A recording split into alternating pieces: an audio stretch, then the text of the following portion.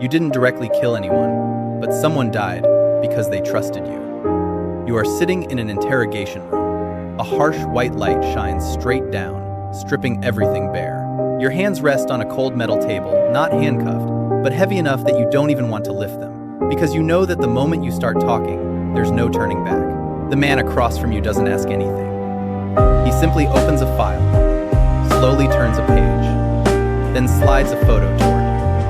The moment you see it, your throat goes dry. A young woman.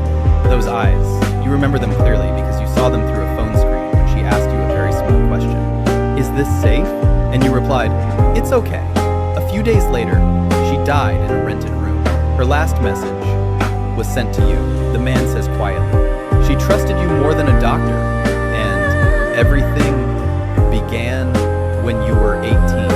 You didn't enter the spa out of passion, but because you needed money faster than any other job could give you. The hospital bills for your mother were piling up, and debt collectors were calling more frequently each day, making you realize that if you didn't figure things out yourself, no one would come to save you. The sign, reading, "Hiring no experience required," hung outside a brightly lit shop on a crowded street. You walked in thinking it would just be a temporary job, enough to get you through a difficult period before leaving, like you had done with other jobs before. On your first day, you only did small tasks: cleaning, preparing rooms, observing senior staff, speaking to customers in soft, confident voices that made everything seem more stable than you expected, even somewhat pleasant compared to the outside world. You didn't know yet. This wasn't a place where you simply earned money. It was a place where you began learning how to say what people wanted to hear. You begin to realize the job isn't as simple as it seemed on your first day. When a senior coworker pulls you aside after work, it speaks softly enough to make you listen carefully, telling you that if you want to earn more, you need to learn how to talk to customers, not just follow procedures. At first, you think it's just normal sales skill, until you hear pre-made scripts, ways to convince customers they need extra services, more treatments, and most importantly, to make them feel that if they don't act now, they will miss something important. You try it, hesitantly at first. But when you see customers nodding, see the bill increasing, and your commission rising, you begin to understand why everyone here speaks with such certainty. No one forces you. They simply teach you how to speak, so others become convinced of things you're not even fully sure about. You grow used to saying things that make people feel reassured, to the point where you can no longer clearly distinguish what is true and what is just how you present it, because the outcome is always the same. Customers agree, the bill increases, and you get paid. One day, you are assigned a difficult client, a young woman, hesitant, asking many questions, her eyes lingering longer than usual, as if searching for a reason to trust you. You know that if you fail to convince her, you lose the opportunity, the money, and possibly the position you've just begun to stabilize. You look at her, and for a brief moment, you could tell the truth that you are not fully sure about what you are offering, that there are risks no one mentions. But you don't. You smile, speaking slowly and confidently, exactly as you were taught. She nods, and in that moment, you don't think you did something wrong. You only think you did well. You begin to earn more trust after a few smooth customer conversions. And along with that come opportunities you didn't have access to before. The manager calls you into a private room at the back. No cameras, no customers passing by, speaking in a lower voice than usual, as if what they're about to say isn't meant for everyone. They don't force you. They simply present another option. If you want to earn more, you can refer customers to special services, partner facilities the spa collaborates with, where clients receive more comprehensive care, and your share is no longer small commissions per bill, but numbers large enough to make you pause for a moment. You understand it's no longer just skincare or beauty services, but you also understand something more important. Your mother's medical bills haven't stopped. You nod, not because you don't know where you're stepping into, but because you know you don't want to go back to where you were. You are no longer just an observer. Your name begins to appear in private discussions, as the manager refers to you as someone who gets things done, someone who can talk to customers in a way that makes them not only trust you, but also willingly return.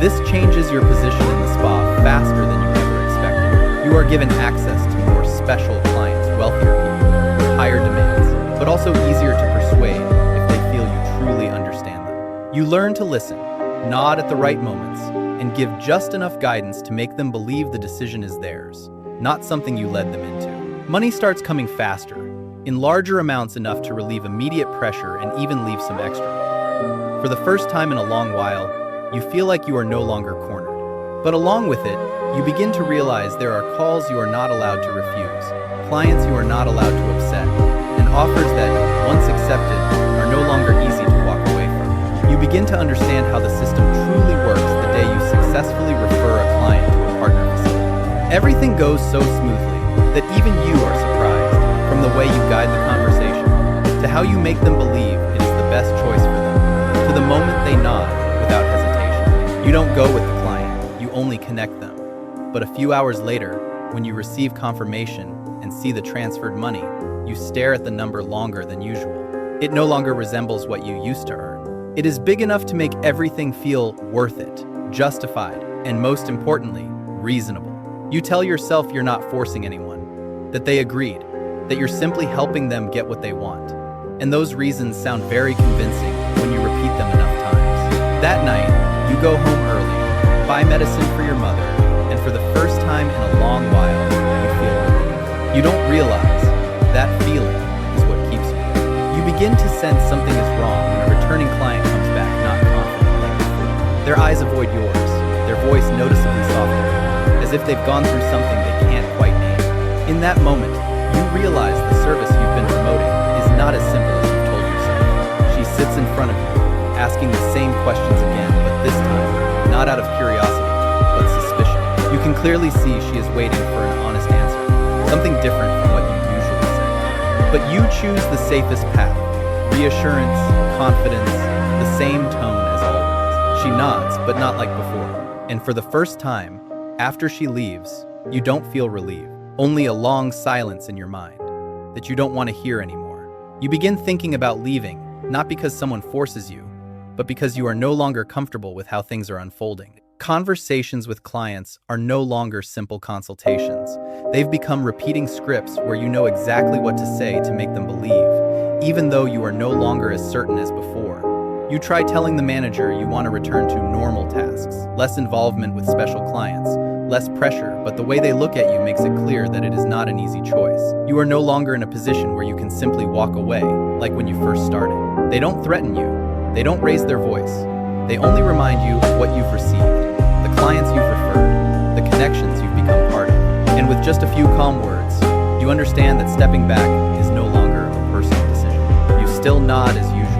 But this time, you know you're trapped. You start feeling that something has changed when small details of your life are no longer as private as before. Calls you just ended are referenced minutes later. Clients you only thought about are suddenly assigned to you. This feeling doesn't come from a single clear event, but from many small fragments forming something you can no longer ignore. You try changing your schedule, staying quieter, refusing certain clients that feel off, but the response comes faster than you expect. Not as direct warnings, but in ways that make you realize every move you make is being seen, even if you don't know by now. One time, when you subtly refuse a request, the manager just looks at you, smiles faintly, and says something casual, but it sends a chill down your spine. Here, no one can just change on their own. You don't respond, but for the first time, you start to feel afraid. You never intended to drag him into this life, because he is the last thing that makes you feel normal, somewhere you can return without acting, without carefully choosing your words, just speaking honestly. But the separation starts to break when he begins asking more about your job, noticing small changes in how you talk, how you avoid certain questions. His eyes shift from curiosity to concern you don't want to face. You try to keep everything the same, but some things cannot stay hidden forever. One moment, he accidentally sees something you tried to conceal, not enough to understand everything, but enough to make him suspect you're involved in something unsafe. He doesn't question you, he only says softly, "If something's wrong, tell me." And you don't answer. She wasn't the most difficult client you've ever met, but she was the one who made you pause longer than usual. Unlike others, she didn't rush or immediately accept what you said. She kept returning to a single question, repeating it as if protecting herself. Is this really safe? You had a brief moment to tell the truth, to admit you weren't fully sure, that some things were only passed down from others, but you saw the opportunity, the money, the pressure behind you, and you chose the familiar path. You smiled, spoke confidently, reassured her just like hundreds of times before. She stayed silent for a few seconds, then nodded. You didn't think much of it, because everything looked like every previous success. Until a few days later, when you received a short message from her number. "I don't think this is okay." And that was the last message she ever sent. You don't realize things have spiraled out of control immediately, because the following days feel normal. Clients still come, work continues, and you try not to think about that last message, convincing yourself she was just anxious and everything would eventually be fine like before. Until you see the news, a short post online, a familiar name, a rented room, and an ending you don't need to read fully to understand.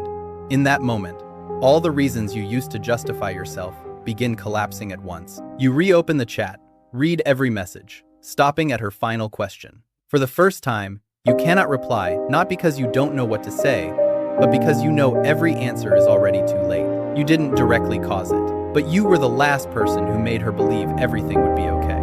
You don't break down immediately after that. There is no explosive moment like you once imagined. Instead, everything continues normally.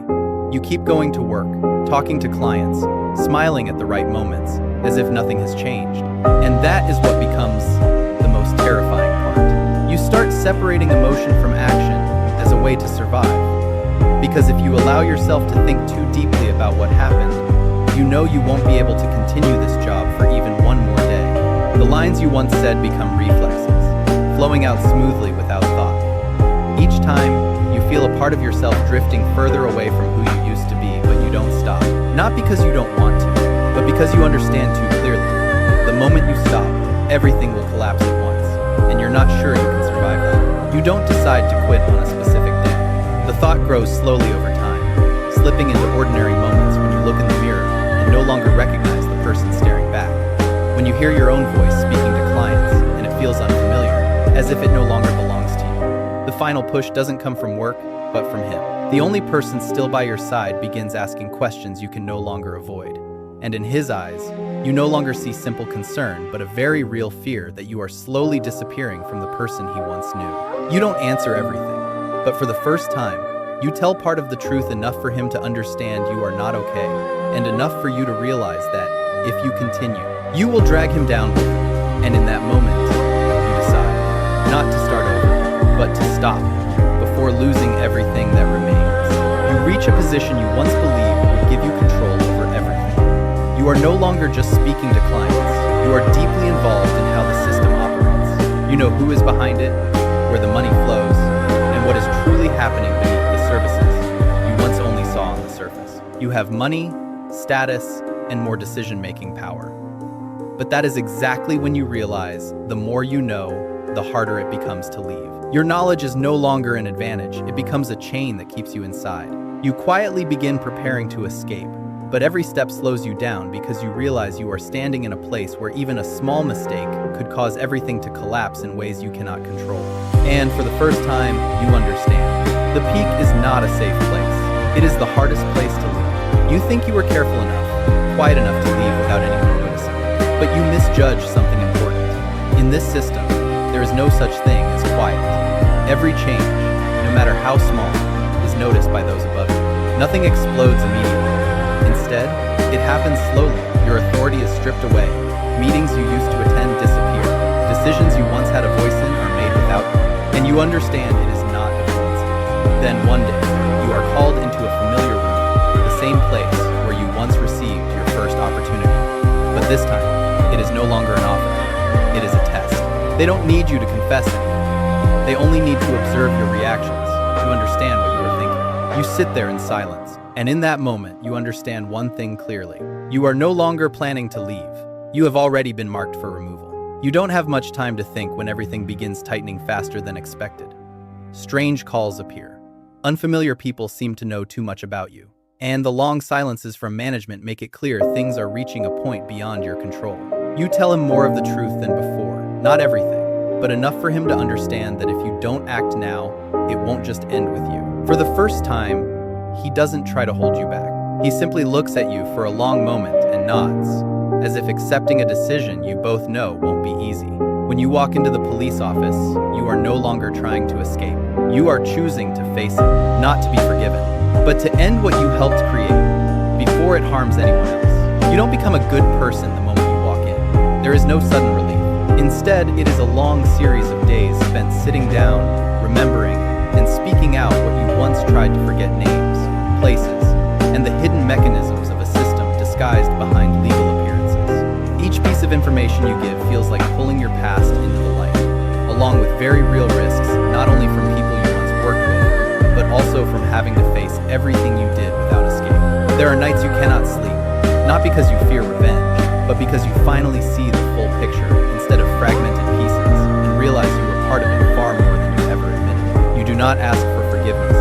You are simply trying not to let it happen again. You don't return to your old life, nor do you step into a completely new one the way people imagine. Even though you left that place and helped dismantle part of the system you were involved in, what you did does not disappear. It only changes how it exists within you. You live more slowly, work ordinary jobs, move through days without feeling watched or needing to calculate every word. But in quiet moments, you still remember every face, every question, especially the eyes of that girl who trusted you just because you spoke with enough certainty. You no longer try to forget. You learn to remember, so it won't happen again. And on some days, when you see someone standing before a choice you once had, you want to say just one simple thing: don't trust a statement, if even the person saying it isn't sure about it.